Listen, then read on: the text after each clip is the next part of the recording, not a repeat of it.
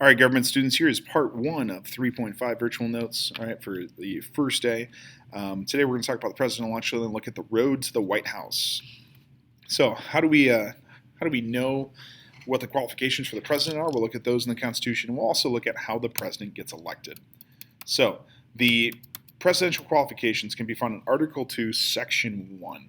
Okay, it's found in Clause 5, and there's three things that the president has to meet. Okay, first he has to be a natural-born citizen of the United States. This means he cannot be an immigrant.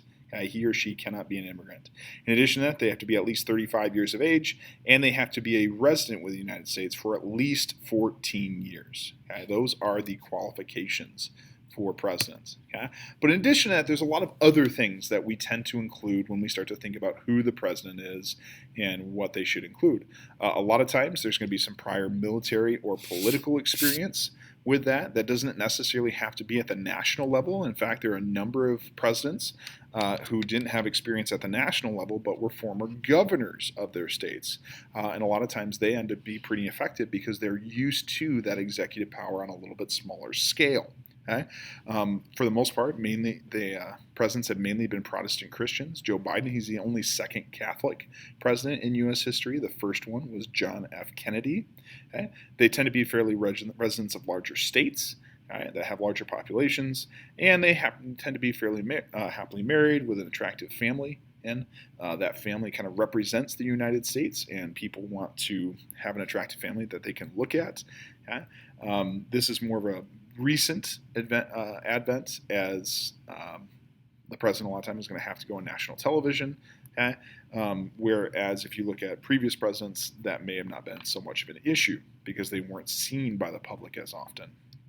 Presidents tend to be fairly pleasant and healthy in appearance, and they have a pretty well-developed speaking ability. Okay? This kind of ties back in with the happily married and attractive family here in the Kennedy v. Nixon debate going all the way back to 1960. This was the first televised presidential debate. And it was one of those debates where if you watched it on television, you swore that Kennedy won. He was young, very attractive, very popular with the ladies. It looked like he had just gotten off the beach with a nice tan. Okay? Where Nixon, meanwhile, was pale. He was sweating. He constantly was dabbing his forehead with all those things. It just wasn't as appealing.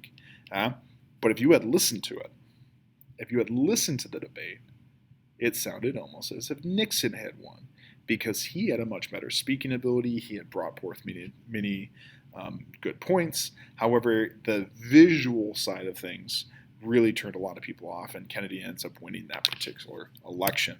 So, how does the president actually get elected? Well, that's through something called the Electoral College. Okay? The Electoral College. This is found in Article 2, Section 1, in the first couple of clauses there, 1 through 4. All right? And what the Electoral College was created for is they feared, all right, our founding fathers feared a true democracy where just all the American people get together and vote because, for the most part, a lot of the American public was uninformed. Okay? They were uneducated, and they feared that the American public, just left to themselves, might pick someone who's not fit for the office of president. They feared an overpowering executive, right? And they feared like that if a strong personality came in, that the American public would elect them as president, even if they weren't a good fit. So what they did is they created electors from each state. Okay? These are important individuals who end up actually voting for it. Okay? And those individuals were expected to use their judgment for selecting the president. Today, the Electoral College isn't the same as it was back at the founding of our country. Today, the electors really act little more than rubber stamps. Very rarely do you get electors going against the will of the popular vote in their particular state. But we do sometimes get it. We'll get to that later. So these electors from each job are the people who make up the Electoral College. Okay? And it's going to be based off of how many electoral votes is your state worth. Well, how do we calculate that? That's going to be from the number of representatives that each state has in Congress. So that means for Michigan in 2024, when our next presidential election is, we're going to be at 15 because we're losing an electoral vote from the 2020 election after the census, right? Because that number changes every 10 years after the census as populations of states shift and change and such. So we're going to be at 15 electors. That's because we're going to have 13 congressional districts plus our 2 senators. 13 plus 2 is 15. Okay? So you can look at any state in the United States, look at their electoral college, and you know that's the number of member representation in Congress. Okay? So that's how that is calculated. For the majority of states, you have a situation where it's called winner takes all, right? Whoever wins the popular votes in that state gets all of its electors. Now, there's good things about this and there's bad things about this. Good things is it's not overly complicated. All you got to do is win a majority of votes, you get all the electors. Okay? The problem with this method of a winner-take-all system, well, it's simple. It doesn't account for how close elections are. Because there's going to be some states where one party wins really handily. 60, 70% of the voters go for a particular candidate. But there's going to be other states where it's extremely close. And when I say extremely close, I mean extremely close. In some instances. Take 2016 Michigan, for example, right?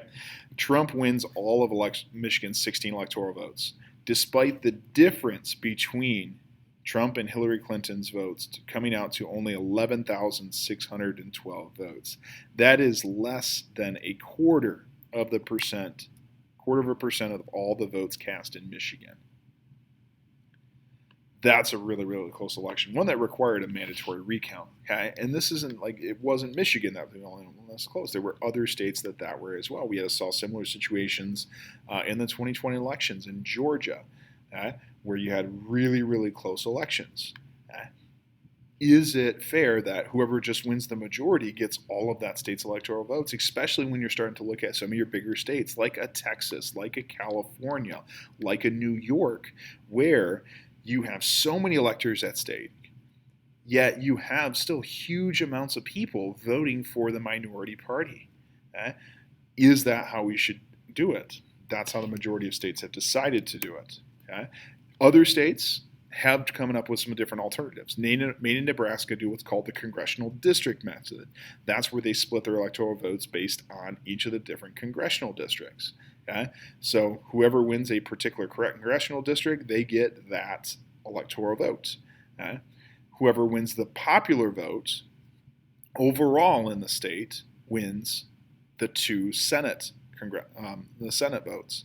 So you could, in Maine, for example, which is worth 4 electoral votes, you have 2 congressional districts. Whoever wins one, let's say Republicans and Democrats split it, boom. Whoever gets the popular vote overall, though, gets the last 2. So you can have a situation, which has happened in several instances in recent years, where Republicans get 1 vote or maybe get 2 votes or 3 votes, depending on how everything works out. Well, Democrats get the other amount. Maine and Nebraska are the only 2 states to currently do it that way. The one weakness to this, as we looked at last time, is we're using congressional district method, right? We're using congressional districts. And that means they're subject to gerrymandering. So you could have an unfair advantage based off of that. That's now not affecting just Congress, but it's also affecting the presidency. So another weakness there. There's another number of other alternatives that will get proposed. We'll look at those next time in our virtual notes. But once Election Day happens, we usually have a pretty good idea about who it's going to be.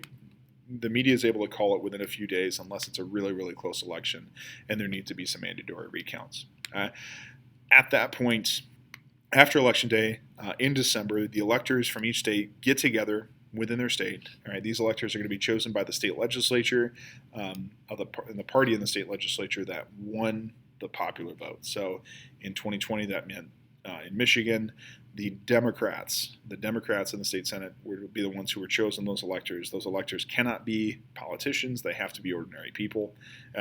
And they will get together and they will cast their vote for both president and vice president according to the vote of their popular state, popular vote of their state. So then we get to January. Early January, the votes, those electoral votes, get sent to the Senate and they're read aloud in the Senate by the vice president. This is required by the Constitution. You do sometimes get electors who vote for someone other than the candidate that won the popular vote in their state. but it is pretty rare. This isn't something that happens often. And we call these people faithless electors. Doesn't happen often, but it did happen quite a bit in 2016. 2016 is a really unique election in a lot of different ways. But one of the ways it was unique was this, and that there were a historic 7 faithless electors. The ironic thing that a lot of people think is like, well, a lot of people think that's a reaction against Trump. Actually, there were 5 faithless electors for Clinton and 2 for Trump. There were a number of Democrats who were extremely upset that Clinton got the nod for the nomination instead of Bernie Sanders, who, especially amongst young people, was much more popular. So you had some faithless electors there. So, in order to become president, a candidate has to win the majority of electoral votes. So there are 538 total. 435 for the House, 100 for the Senate, 3 for Washington D.C. 538. But that is an even number, right? So it divides evenly to 269. So if you have to get a majority, you have to get 270. 270 is the magic number. You get 270, you're elected president. You're now the president-elect. But if both candidates fail to get to that 270 number, either because of tie or maybe somebody else comes in and snags a couple electoral votes as a third party, then it's going to go to the House and the Senate.